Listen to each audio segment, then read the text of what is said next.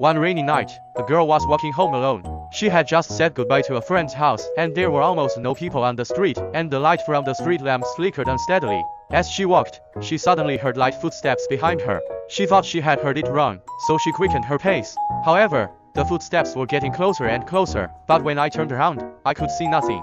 Her heart beat faster and she wanted to walk home faster. Just then, she heard a woman's whisper echoing in her ears, "Why did you leave me?" The voice was so cold that it made her shiver. She turned around and saw a woman in a white dress standing in the darkness, her face pale and her eyes empty.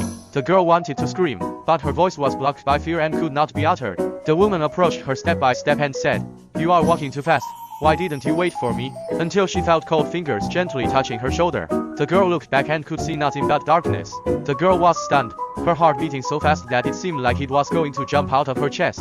Her shoulder was gently touched by those cold fingers, causing her to shiver uncontrollably. She turned around hastily, but there was no one behind her. The streets around her were still quiet, with only the flickering street lights. Her breathing became rapid and fear began to fill her eyes. She didn't dare to stay any longer and immediately quickened her pace, with only one thought in her mind: go home. But every time she looked back, she could always see the woman in the white dress vaguely appearing in the distance, following her like a ghost. No matter how fast she sped up, she always felt that a figure was behind her, getting closer and closer.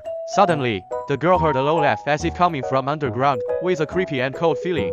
She stopped and looked back, only to find the woman standing in front of her with a strange smile on her face. "You shouldn't have left," the woman whispered, her tone full of anger, and there was no emotion in her eyes, only a deep emptiness. The girl's heart almost stopped beating. She knew that this was not a living person. The woman's eyes seemed to see through her and into her soul.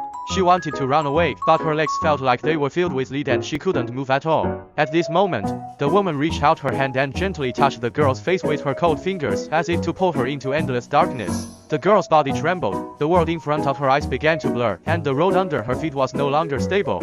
"Did you hear that? That's your destiny calling you." The woman sneered and gradually disappeared into the dark night. When the girl's vision cleared again, she found herself standing in a gloomy cemetery, surrounded by moss-covered tombstones. The night wind whistled in her ears, bringing uneasy whispers. She knew that